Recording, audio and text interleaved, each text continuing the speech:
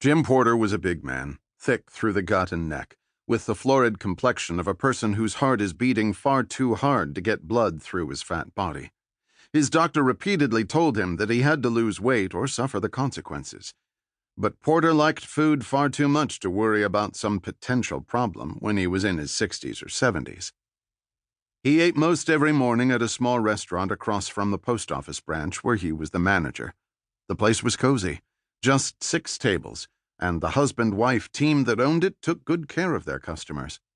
For Jim Porter, this meant serving him his bacon extra soft.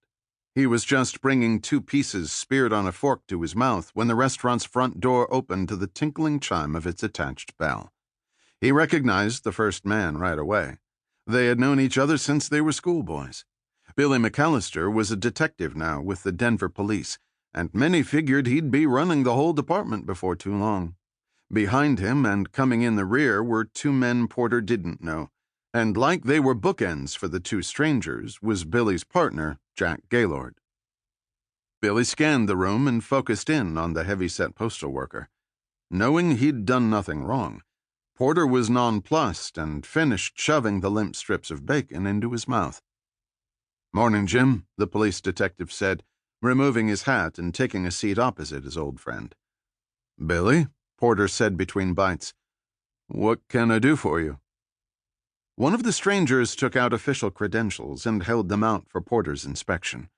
Porter's eyes widened when he read them, and he suddenly wished he were any place other than there. "As you can see," the stranger said, "I'm from the Postmaster General's office in Washington, D.C. My name is Bob Northrop, and what you can do for us is help end a crime spree." While the 2 cops looked like police, big, grim-faced, and competent, and Northrop had the look of a bureaucrat out of his element but still filled with purpose, it was the 4th man that held Porter's attention. The other 3 had taken the last chairs at the table, so the stranger stood behind them with his hands clasped in front of him, his long fingers holding his hat by the brim.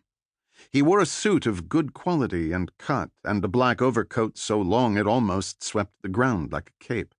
He had bright blonde hair and blue eyes with a world weariness in them that gave him a timeless look. Once Porter had seen those eyes, he recognized that the innocent pose was a disguise, and that this man was far more than he seemed. "Crime spree?" Porter repeated, unsettled and needing to refocus on the conversation. Detective McAllister replied, "Yes, a crime spree. At least 4 robberies so far, and if Mr. Bell is right, a 5th took place last night. Oh, sorry, Jim, this is Isaac Bell of the Van Dorn Agency." Bell leaned forward with his hand outstretched. "Nice to meet you," he said affably. Porter wasn't fooled. Bell was probably a nice enough fellow, but there was an edge to him that he did not share with the outside world. Bell was doubtless a dangerous man, but also one who hid it behind polish and poise. Porter suddenly understood what was happening, and some of his normal flush waned as his face went a little pale. He tossed his napkin on the table and was about to rise. "Hold on a second," McAllister said. "You're implying my branch was robbed last night, right? That's why you're here now. We have to go check right away." "No, Mr. Porter," Bell said, and the postmaster froze. "There's an accomplice coming today. It will make everyone's job easier if we can catch him in the act rather than having to make a deal with the actual thief." Porter looked to his friend for confirmation. McAllister nodded. Porter relaxed back into his chair. "There's no rush just yet," Bell continued. "We want everything to look as normal as possible when the accomplice comes to pick up the 3 trunks he shipped to you yesterday." Porter knew exactly which 3 the private detective meant. 2 were about the bulk of large suitcases and quite heavy for their size. The other was a monogrammed steamer trunk that looked like it had been around the world several times. "You know who owns them, then?" "Yes," Bell said. "I watched him mail them yesterday.